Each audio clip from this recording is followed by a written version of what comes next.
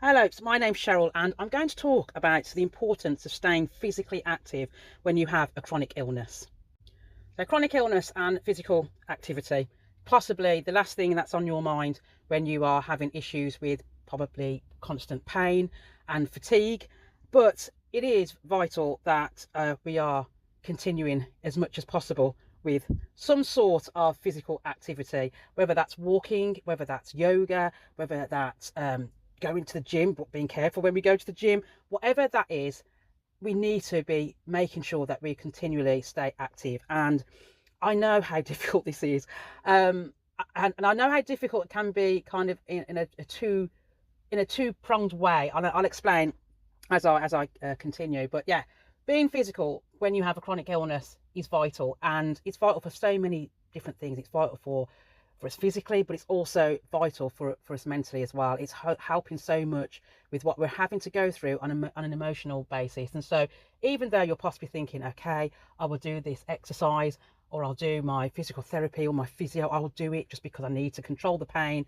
It can be so much more than that. And so that's why it's really important to embrace physical activity. Now, I think the problem that we have with physical activity is the way we view physical activity, because a lot of the times when we are looking at doing some sort of exercise, we tend to put a time on it. So it tends to be, I'm going to go for a 15-minute walk, or I'm going to go to the gym for an hour, or I'm going to do a yoga class for 90 minutes.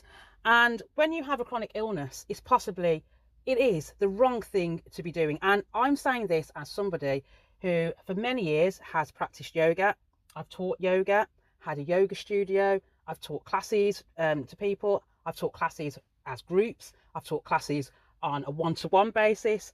And I mean, I saw it a lot when I was teaching people, especially with illnesses. In fact, I kind of worked in the way that I would work with them on a one-to-one basis, because I totally knew that my group classes would be too intense for them. And I'm feeling this now, being diagnosed with a chronic pain condition and a spinal condition, where even doing 15 minutes of exercise is way too much for me, and the fatigue that comes after doing that. And so, as a person that's really enjoyed like pushing, because this is what we mustn't do, we can't push anymore, we have to take that away from our way of thinking. We shouldn't be pushing.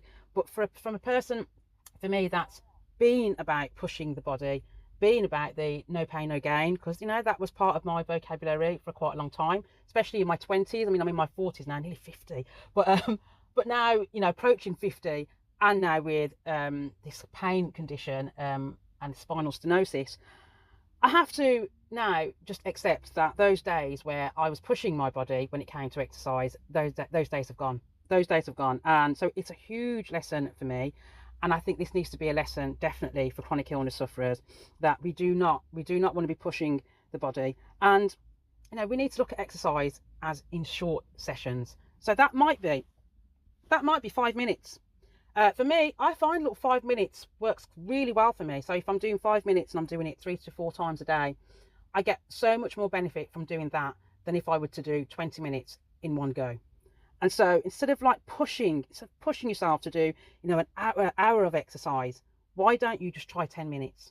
See how that feels. Try 5 minutes and see how that feels. So if you're doing, 5 minutes of stretches, or it might be that you can cope with doing something quite intense. You've got these HIIT kind of exercise routines that you can be doing online. And, they tend to be, a lot of them can be like 5 minute workouts. And so that might be a lot better for you. You might actually find that you're getting more energy by doing that than by doing, an hour of really intense exercise, because, that intensity is only going to cause you a lot of fatigue. And in my case, it would only cause more pain. And it's not saying that I can't do it. I think this is the frustration. The frustration is that it's not that I can't do the exercises, and you might be in this boat as well. So it might be that you've been, running, and you've had this, weekly or daily routine where you would run maybe a few miles a day. But now doing that, you can do it, but then what's happening to your body afterwards is not, you're in more pain. And that's what I'm experiencing. I could quite easily do maybe a lot of the yoga stuff that I was doing prior to being diagnosed with this thing, or prior to a lot of the symptoms that I started getting with this thing. but it's what it does to my body afterwards. And so I've had to have a really good talk to myself about, pushing, is this worth it? Is it worth it for me to do a physical yoga practice for 60 minutes when most likely I'm going to be in intense pain for a week? No, it's not worth it at all. So that's what you need to be thinking about. You need to be thinking about choosing exercise in a wise way. So we don't want to not do it, because a lot of the times we are thinking about, well, I'm in too much pain, so I'm not going to exercise, and we can't do that. So like I said, 5 minutes, no excuse. It could be that you've got some weights or something around you that you could be using while even watching TV. It doesn't need to be something where you have to do this great big arrangement for exercise. You don't need to be getting yourself all kitted out in your exercise gear to be exercising. You don't need to do that at all. And so this could be activities, could be things like yoga or Pilates, or it could be walking. Walking's been quite a good thing for me. And so it could be things like that. And you need to be thinking about how these things are going to react when it comes to your body. So obviously we're wanting to be strengthening our body, but we also need to be strengthening our minds.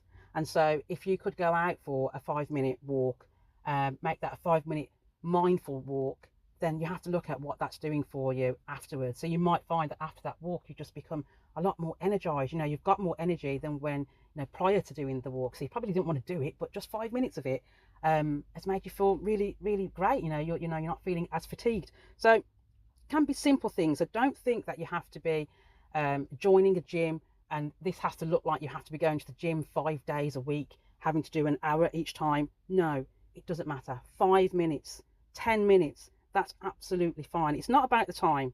It's not about the time. It's really about the movement.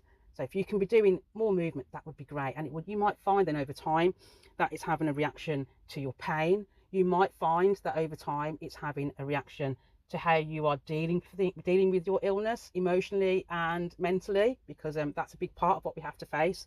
So don't look at this that you have to be doing things that are intense when it comes to exercise. 5 minutes, that's all you need. Hello, Cheryl here. Right, so I have a newsletter called Cheryl Shares, and with my newsletter I talk about the ups and downs of living with a chronic illness. And then my background also is that I'm trained as a nutritional therapist and a yoga teacher. So in the newsletter I will also talk about the benefits of vitamins and minerals and foods and certain diets. I'll also talk about the ups and downs of having a chronic illness, because I'm diagnosed with 3 of them, and so I understand the ups and downs, the battles of living with a chronic illness, and the kind of the messages that we have to give ourselves to motivate us to keep going. It can be quite easy to kind of like be sitting back and not doing things and letting our conditions kind of take over. So this is about motivating you to get moving and to be doing things, and to not let these things rule us. We don't want to be ruled by chronic illness. So if you are interested in my newsletter, if you go into the description area, click on the link and then come and join me. Okay, so you take care.